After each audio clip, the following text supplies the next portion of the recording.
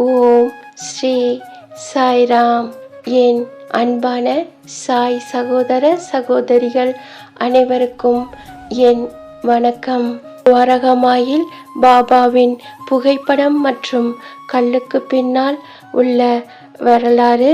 துவாரகமாயில் கிழக்கு சுவரில் துணிக்கி செல்லும் படிகளுக்கு எதிரே பாபாவின் மிகவும் பெரிய உருவமான பாபாவின் ஒரு பெரிய வடிவ சொரூபம் தொங்குகிறது.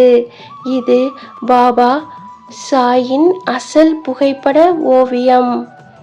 பாபா ஒரு பெரிய கல்லில் மீது அமர்ந்துள்ளார். வலது காலை இடது தொடையின் குறுக்காக வைத்து அவரது இடது கையை குறுக்கு பாதத்தின் மீது வைக்கப்பட்டுள்ளது. அவர் ஒரு கிழிந்த கஃபினியை அணிந்துள்ளார். அவரது இடது தோளில் ஒரு தலைக்கவசம் முடிச்சு போடப்பட்டுள்ளது. மேலும் அவர் சற்று முன்னோக்கி சாய்ந்து நிதானமாக இன்னும் விழிப்புடன் அமர்ந்திருக்கிறார். அவரது வெளிப்பாடு ஒரே நேரத்தில் தீவிரமானது, அனைத்தையும் அறிந்து மற்றும் இரக்கமானது.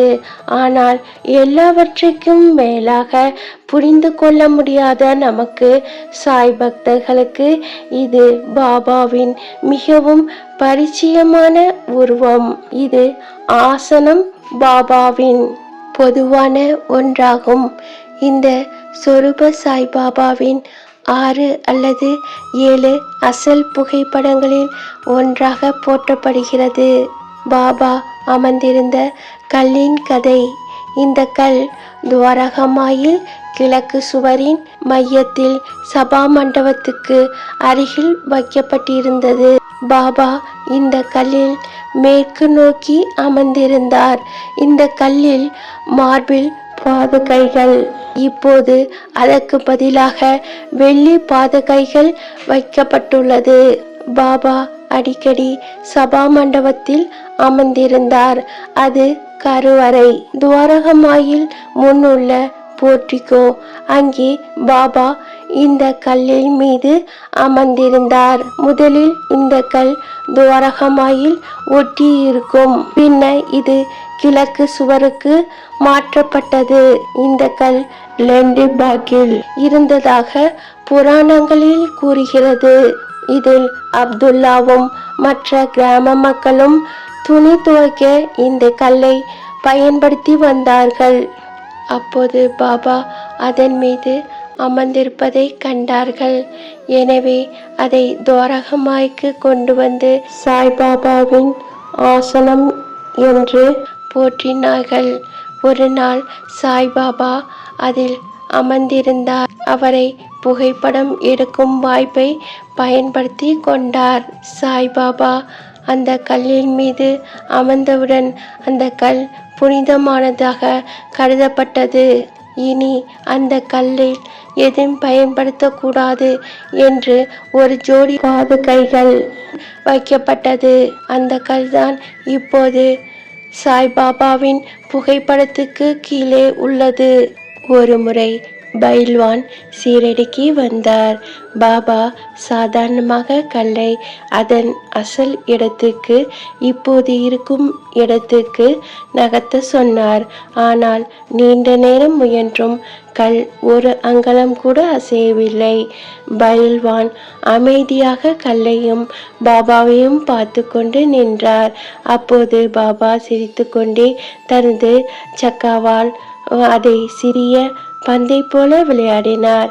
பின்னர் 3 சிறிய படிகளில் அவர் அதை கிழக்கு சுவருக்கு நகர்த்தினார். பைல்வான் தாழ்மையுடன் வீடு திரும்பினார். கல்லின் மேல் சாய்பாபாவின் பெரிய உருவப்படத்தின் கதை. இந்த புகைப்படத்தின் அசல் ஓவியத்தின் உரிமையாளர் பம்பாயை சேர்ந்த ஸ்ரீ டி.டி. நேராய். அவர் ஒரு புகைப்பட கலைஞராகவும் இருந்தார். அவர் கீழே அச்சிட்ட 11 வாசகங்களை ஒன்றை கொண்டு பாபாவின் பல புகைப்படங்களை அச்சிட்டார். பொதுவாக நீங்கள் என்னை பார்த்தால் நான் உங்களை பார்க்கிறேன் என்று எழுதுவார்கள். இந்த புகைப்படங்களில் பல்வேறு நிறுவனங்களை மற்றும் கோவில்களில் விற்றார். பாபா அமர்ந்திருக்கும் திருவுருவ படத்தை பெற்று அதை ஒரு அலங்கார சட்டத்தில் ஏற்றினார். பின்னர் 4 பேரின் உதவியுடன் அதை அமெரிக்கானுக்கு எடுத்து சென்றார். தனது குருவான காமுபாபா விடம் வழங்கினார். காமுபாபா உருவப்படத்தையும் அன்பான செய்கையும் கொண்டு பாராட்டினார். ஆனால் அவர் அதை ஏற்க மறுத்துவிட்டார். அதை சீரடிக்கு எடுத்து சென்று துவாரகமாயில் சபா மண்டபத்தில் வைக்குமாறு நேராயிடம் கூறினார். அவர் மனசோர்வடைந்து அவர் தனது குருவின் காலடியில் அமர்ந்து, இந்த உருவப்படத்தை உருவாக்க எனக்கு 3 வருடங்கள், அதை வடிவமைக்க 1.5 மாதங்கள் ஆனது. செலவை பொருட்படுத்தாதே, நான் சொல்வதை கேட்காமல் இருக்காதே. அதற்கு காமுபாபா நிதானமாக, அதை நிராகரிப்பது ஒரு கேள்வி அல்ல. ஆனால் நீங்கள் அதை சீரடிக்கு எடுத்து சென்று ஆயிரக்கணக்கான பக்தர்கள் பிரார்த்தனை செய்தால் பலன் கிடைக்கும் இடத்தில் வைக்க வேண்டும் என்பதே ஒரு தீவிர விருப்பம் என்று கூறினார். இதனால் இந்த திருவுருவம் துவாரகமாயில் சபா மண்டபத்தில் நிறுவப்பட்டது. இந்த புகைப்படத்தின் பரிமாணங்கள் 6க்கு 4 ஆகும். முதலில் இது ஒரு மரச்சட்டத்தில் இருந்தார். பின்னர் அது வெள்ளி சட்டமாக இருந்தது.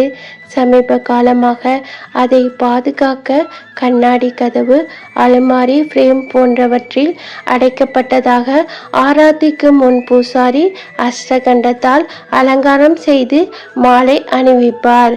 பாபா இந்த புகைப்படத்தில் இருந்து தரிசனம், ஆசீர்வாதங்களை வழங்கியுள்ளார்.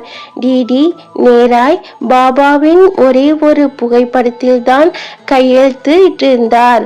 இந்த புகைப்படம்தான் சன்ஸ்தானிடம் மங்கள காரியங்களில் வைக்கப்பட்டுள்ளது. அவர் பின்னர் அதை சன்ஸ்தானிடம் கொடுத்தார். சமாதி மந்திற்காக பாபாவின் சிலை செதுக்கிய சிற்பி சன்ஸ்தான் முன்மாதிரியாக வழங்கிய சொரூபமாக இது இருக்கலாம் என்று சாய் பக்தர்கள் இந்த சொரூபத்தை தியானித்து வழங்குகிறார்கள். பாபா தனது சுயரூபத்தை அவரது உடல் சுயரூபம் அல்லது உருவத்துக்கும் சொரூபத்துக்கும் வித்தியாசமில்லை என்று கூறியுள்ளார். உண்மையில் அவர் இதை பல சந்தர்ப்பங்களில் நிரூபித்தார். 1917 பாபா சாய் முதலாக பார்க்க பாலபுவா சுதர் வந்தபோது பாபா அவரை 4 வருடங்களாக தெரியும் என்று கூறினார். இது ஸ்ரீசுதரை குழப்பியது. ஆனால் 4 ஆண்டுகளுக்கு முன்பு பம்பாயில் பாபா படத்துக்கு முன்னால் அவர் சாஷ்டாங்கமாக விழுந்ததை நினைவு கூர்ந்தார். அதைதான் பாபா குறிப்பிட்டிருக்கிறார். இன்னும் வியக்கத்தக்க முறையில் பாபா ஒரு முறை ஸ்ரீ மெட்பந்திரம் ஒரு தரிசனத்துக்காக வந்தபோது பௌர்ணமி தினத்தின் மதிய உணவுக்கு வருவதாக கூறினார். ஒரு அசாதாரணமான நிகழ்வு. மதிய உணவில் பரிமாறப்படும் போது எதிர்பாரா விதமாக பாபாவின் படம் ஹேமத் பந்த் வீட்டுக்கும் வந்தது. ஜெய் சாய்ராம். அல்லாஹ் மாலிக்.